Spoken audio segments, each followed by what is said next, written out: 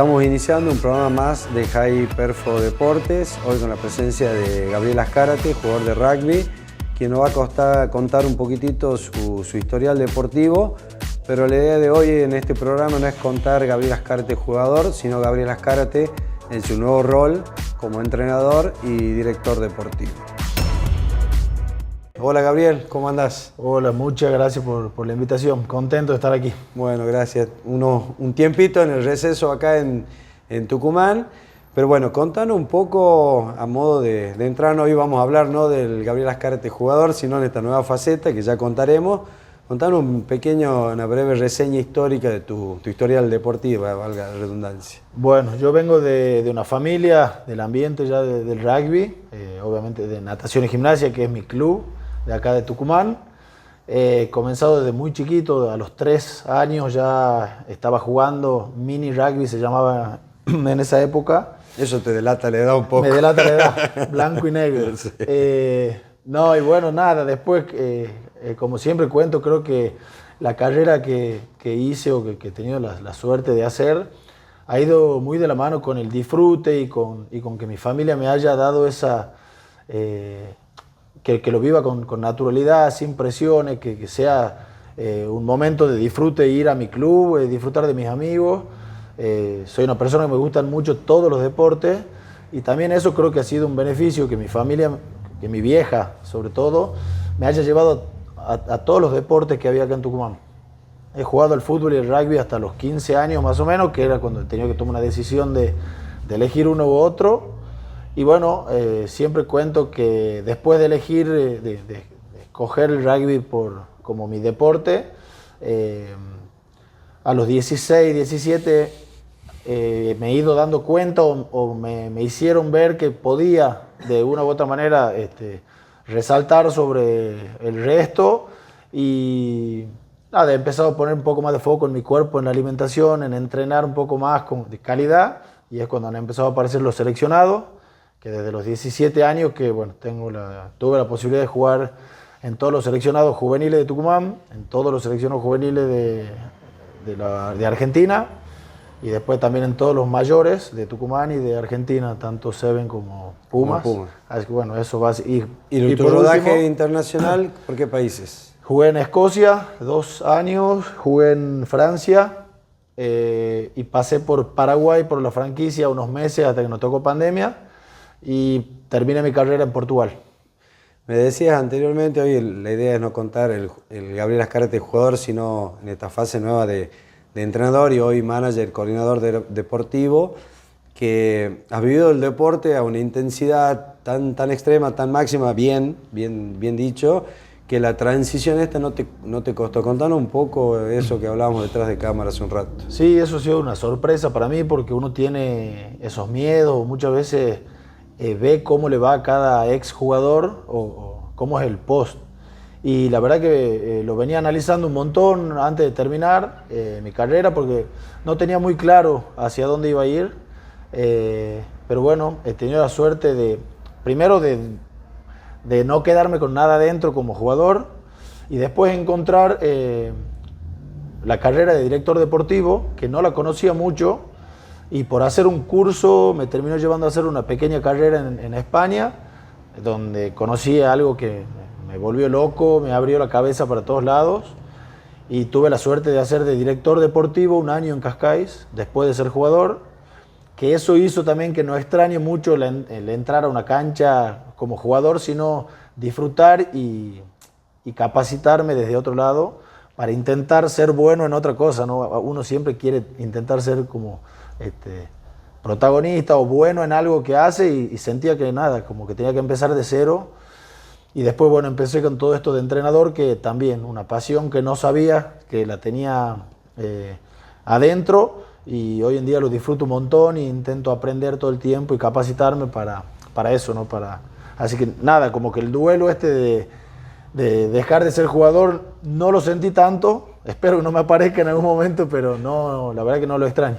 Lo hablamos en algún momento en una entrevista con Emanuel Lucenti, te lo pregunto a vos, la importancia de haber vivido y jugado al nivel que ha jugado, tener entrenadores de primer nivel, cuán valioso es esa herramienta de experiencia para ser entrenador, que fue tu primer paso ahí en Cacari antes de este rol que ya hablaremos enseguida. Para mí es la diferencia, digamos, es como, bueno, como te decía, creo que hoy hay tanta herramienta, material, análisis y demás que todos tenemos al alcance, que la diferencia de un entrenador se basa o se marca mucho en eso, en el tacto, digamos, en el trato y en el anticiparse a detalles sobre la persona, más que nada, ¿no?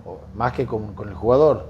Entender eso, que estás entrenando personas, y yo me agarro mucho de las cosas que me gustaron o que me hicieron bien cuando fui jugador, y las que no. Sobre todo esas, las que no. Estar como muy pendiente al no destrato, o al estar atento mucho al que no juega o al que tiene algún problema afuera del club. Y estar muy pendiente a eso. Creo que cuando vos generás ese vínculo con los jugadores o saben que vos estás gastando tu tiempo en el bienestar de ellos, después lo que le pidas lo van a hacer sin duda, y me parece que por ahí pasa la cosa. Por tu discurso yo estoy sacando dos herramientas que para mí creo que son muy valiosas, muy importantes. Una, que tenés presente la parte humana en la relación, digamos, entrenador-jugador. Y la segunda, esa sensibilidad y esa piel de poder ponerte en la posición, en la postura del jugador. Contanos cuán valioso es para vos eso que estoy analizando, en definitiva. Para mí vale oro. Vale oro porque es muy importante. Primero es lo que te decía, esto de que el jugador sepa que realmente vos querés sacarle lo mejor de él. Muchas veces te va a tocar situaciones incómodas de que jugás, no jugás o lo que sea. Pero me parece que cuando vos dejás claro ese mensaje y realmente le demostrás que te importa mucho que él esté a su 100, porque también te sirve a vos, obviamente esto es de a dos, o en este caso, para mí es la parte más importante. A mí me tocó, en mi carrera, los mejores años de mi vida han sido cuando yo tenía un entrenador que a mí ha venido y me ha dicho: mirá, vos sos bueno en esto, no sos tan bueno en esto, quiero esto de vos. Vos te pones un objetivo, un foco, y encima, cuando haces lo que te pide, te da la oportunidad y te hace jugar, es como que decís: che, este flaco me está diciendo la verdad, me quiere lo mejor de mí, y a partir de ahí creo que todo funciona, siempre con la verdad y siempre siendo directo. Antes de volver y meterle un poco a esto que estábamos hablando, es una pregunta que tenía para hacerte. En tu periodo profesional vivís muchas cosas, muchos momentos lindos. ¿Cuál consideras, y más o menos por qué, creo que en parte acabas de decir un poco, ha sido, y en qué club y en qué año, tu mejor etapa donde te sentiste más cómodo, más alegre, más feliz, hasta podría estar correlacionado con el rendimiento? Mirá, yo tengo mi primera etapa en el seleccionado mayor de Tucumán. Yo debuté a los 18 años sin haber debutado en la primera de mi club, donde jugaba con tipos que yo realmente admiraba, idolatraba mucho, y no entendía cómo podía estar yo a la altura de ellos.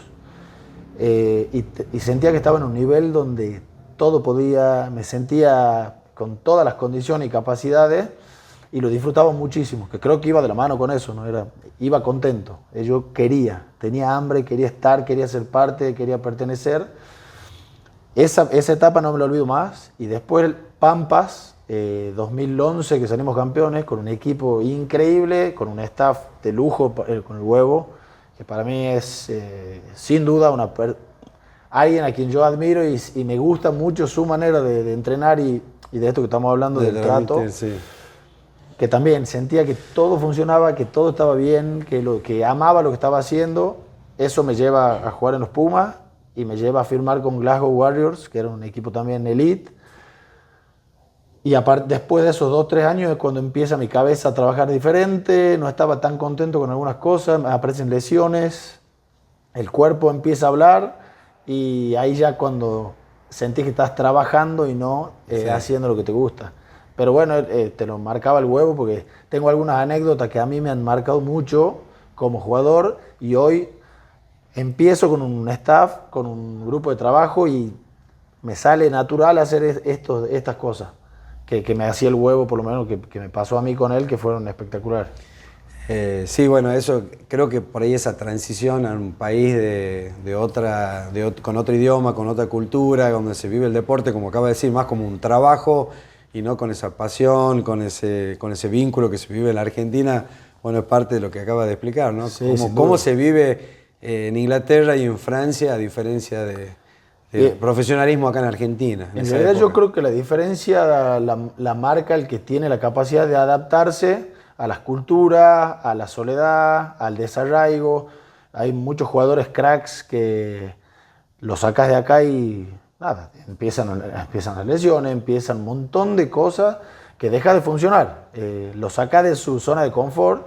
Y también hay otros jugadores que tal vez no tengan tanta capacidad, pero tienen más capacidad de adaptarse a un lugar, que terminan funcionando en un sistema y se mantienen más tiempo, digamos, en la élite del deporte. Me parece que pasa mucho también por ahí. Sí, estoy totalmente de acuerdo. Hoy y está estudiado cómo la cabeza en definitiva manda, y lo que vos acabás de mencionar, la relación humana, digamos, el componente humano, y ponerte en la piel del jugador. Estamos hablando de hacerle funcionar al jugador la cabeza en óptimas condiciones, ¿no? Sin duda. Y eso también está relacionado con la lesión, con el rendimiento, con las ganas, con el deseo, etc. Bueno, cuando yo volví a natación, cuando dejo Jaguares, tenía contrato y todo, pero digo, ya está, yo me tengo que ir de acá, tengo que empezar de cero, me vuelvo a mi club. Yo no podía hacer 2 entrenamientos en Jaguares que me lesionaba. Vuelvo a mi club, juego 3 años seguidos, todos los partidos, me sentía... Y me pasó en Pampas también, que esta es una de las anécdotas que te cuento con el huevo, que es algo para mí vale oro. Cuando empieza el torneo, nosotros nos estábamos matando por un lugar en el equipo, íbamos a una gira en Sudáfrica, y el huevo, esto ya del lado de entrenador te digo que lo veo, ¿no? Sí, sí. Y el huevo, antes de que empiece el torneo, me siente y me dice, yo quiero que vos seas titular de este equipo, y quiero que jueguen los Pumas. Para que vos seas Puma, me dice, vos tenés que meter más de 12 tackles por partido. Vos sabés pasar, vos sabés taclear, correr, bla, bla, bla. Por la posición que vos jugáis, por la necesidad que hay en los Pumas, vos, quiero que metas más de 12 tackles por partido. Salido de la habitación del huevo, me quería taclearlo el mozo. Era como que me he puesto en mi cabeza. ¿Y cómo quedan las estadísticas? Todos los partidos cumplí con mi objetivo porque lo tenía como loco, era una... Pero viste, cuando te ponen algo en la cabeza que sí, qué lindo, y me ponía de titular, jugué todos los partidos, es como que iba cumpliendo él con lo que me había propuesto, ¿entendés? Entonces iba muy de la mano todo, termina el torneo, se me acerca y me dice, bueno, ¿te acordás cómo he hablado? Habían pasado 3 meses que tuvimos... Estás convocado a los Pumas, me dice, imagínate. Era para mí, a partir de ahí es como que dije... Qué bueno esto de tener el tacto con el jugador, de poder acercártele, decirle más o menos qué querés de él. Y la forma, claro. Y también ir devolviéndole, ¿no? Cumpliendo con tu palabra también. Así que nada, esas cosas me parece que lo que vos decías de Manuel recién, al haber tenido la posibilidad de haber vivido cosas que otros capaz no, para mí ahí está el plus que podés tener como entrenador. Bueno, estamos terminando este primer bloque de High Perfo y ya seguimos con Gabriel, pero ya con la segunda fase, con esa fase de entrenador y director deportivo. Estamos iniciando este segundo bloque de High Perfo. Gabriel, antes de vos haber empezado a desarrollarte como entrenador y director deportivo, hiciste una especialidad, una capacitación, una formación. Contanos si hay algo que a vos te abre la cabeza, te redescubre de información vinculado para poder desempeñarte hoy en el rol que estás cumpliendo. Mira, el último año como jugador leo sobre esto de director deportivo, que en el rugby no hay mucho, capaz que en el nivel más alto tenés, pero no está tan claro el rol como en el fútbol, por ejemplo. Y bueno, tengo la suerte de entrar a una charla que daba Nico Burdizo, que era defensor de Boca. Él había sido director deportivo de Boca y después pasó a ser director deportivo del Inter y de Fiorentina después. Donde el tipo, en 2 charlas que nos dan, nos cuenta, claro, roles y funciones de un director deportivo de verdad. No es el que lees, ¿viste? Sí. Y me quedo como muy sorprendido porque, nada, encuentro que era un poco lo que a mí me gustaba, esto de ser el nexo de todo. Pero a su vez tener que delegar porque obviamente uno no puede hacer todo. Entonces lo que contaba es, él se encargaba de el estado de las canchas y las comodidades de los jugadores de inferiores, los jugadores profesionales, los jugadores que pueden ser vendidos o los próximos contratos. Era nexo entre el entrenador, el dirigente y el jugador. todo pasaba por él. Y después ni hablar los números y todo eso. Entonces él tenía que hacer un equipo de trabajo donde él, sus fortalezas, hacerse cargo, pero las otras delegarla, pero que toda esa información vuelva a él y él tomar decisiones. Tenía más importancia muchas veces que un presidente o que un entrenador porque estaba metido en más cosas. Entonces, nada, me pareció increíble y bueno, le mando un mensaje, pregunto y veo que en España había una carrera que la podía hacer online y terminarla dando una pequeña tesis allá en España. Así que nada, me anoté y tuve la suerte esta de que Cascais me dé la oportunidad de lo que yo acababa de haber estudiado, darme el rol de director deportivo en el club. Y ahí es donde aproveché, tiré todo lo que podía, iba aprendiendo y me pareció apasionante y me parece que es algo que funciona muchísimo. Contanos hoy tu rol, esa transición de entrenador a director. Bueno, yo el año pasado, como te decía, armé toda la estructura deportiva del club y el proyecto era, después de eso, dejar un equipo de trabajo funcionando para yo ser el head coach del primer equipo, digamos. Y en el medio, bueno, que pusimos, tuve la suerte también de meter rugby obligatorio en los colegios de Cascais, que eso también le dio mucho al club. Entonces hoy mi foco principal está puesto en ser el entrenador, head coach y manejar todo el plantel superior, como sería aquí, pero a su vez todas las consultas o todas las decisiones que puedan ir pasando por el club pasan también un poco por mí. Pero bueno, eso, hoy sí te diría que le estoy metiendo más foco al ser el head coach, entrenador, y estoy ahí también con el huevo que me está dando una mano tremenda, ayudándome a capacitar y todo. Sabemos que, conociendo, digamos, la realidad, he estado viviendo 3 años en España y Portugal no está ajeno, tal vez Portugal tiene un nivel un poquitito superior, pero hay mucha falencia. Contanos, ¿qué has visto a corto plazo de cambios en el club que han sido positivos, que no había y bueno, hoy están presentes y que hoy los dirigentes ven como algo, digamos, positivo en tu desempeño laboral? Para mí hay, no sé si tres cosas puntuales, pero hay una que el sentido de pertenencia, esto que muchos allá no lo tienen, eso de querer estar en el club, querer quedarte en el club, el querer ser parte de algo, porque muchas veces allá pasa, si no soy titular y no juego en la primera del club, ¿para qué voy a ir? Entonces era eso, es que cada uno se encuentra en el club con un rol, con una función, y que de esa manera todos podamos crecer desde donde nos toque. Eso era por mi primer objetivo cuando he llegado. Que hoy por suerte hay mucha vida social en el club, los chicos están contentos y nos sentimos todos parte, digamos, de eso. Otro, y que a vos te gusta, la parte física, para mí era clave, porque si le querés pedir a un equipo que juegue y está mal físicamente, entonces me parecía más importante que aprendan a dar pase, por así decirlo. Entonces le hemos puesto mucho foco a eso.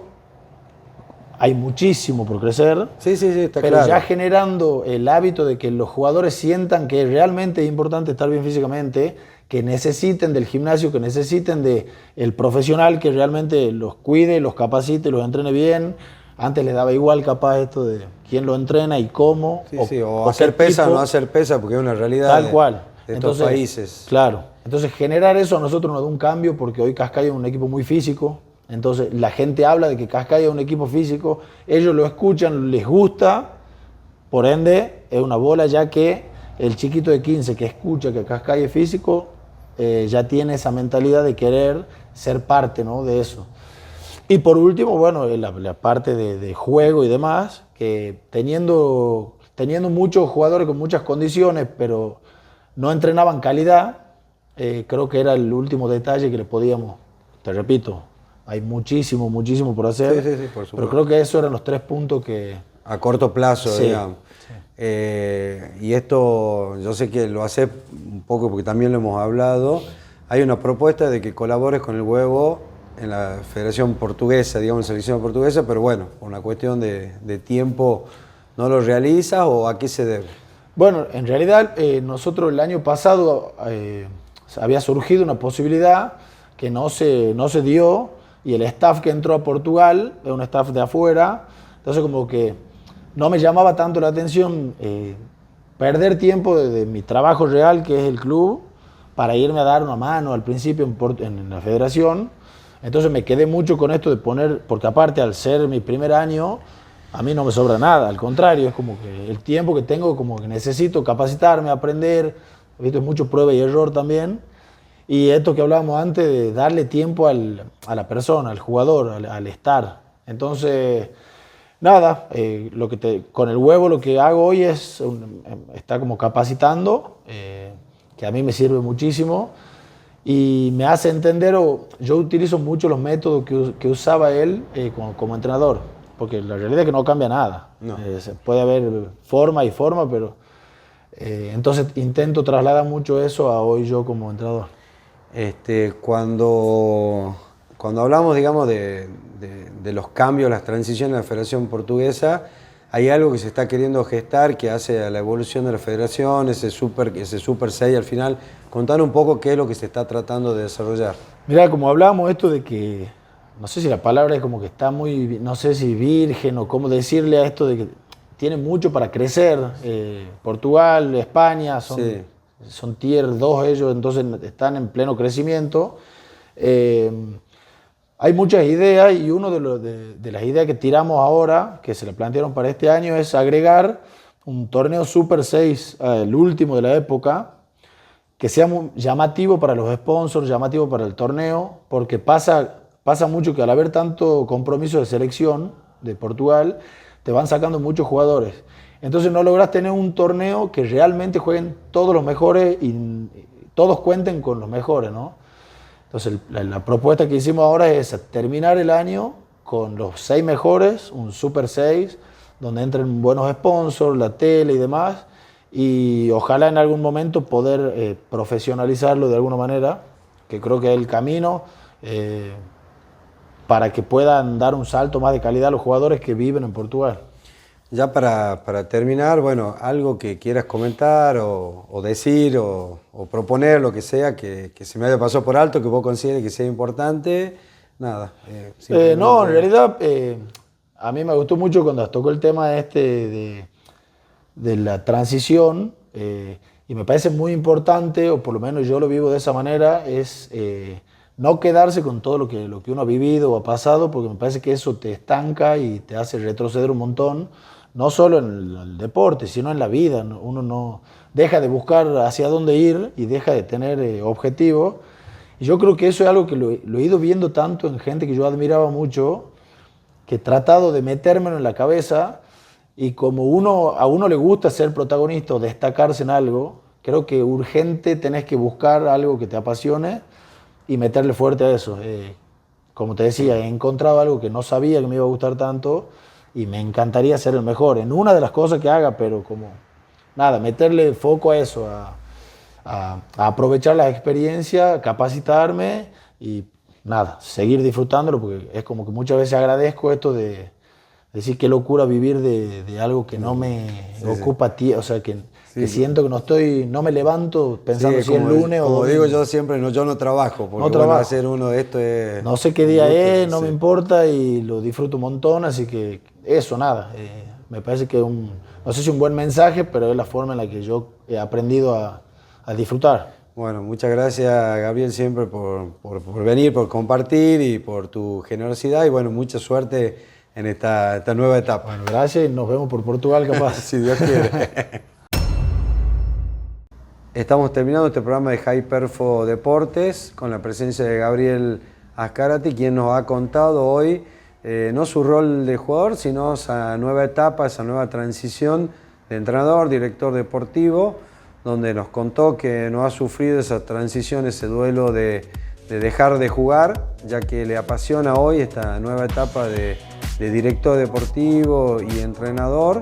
Nos ha contado anécdotas que son muy importantes y hemos visto algo muy importante en el desarrollo del entrenador, que es entender, tener esa sensibilidad y ponerse al lado del jugador, puesto que su experiencia le permite, y sobre todo haciendo hincapié y recalcando los valores humanos para poder obtener así resultados en su nueva faceta.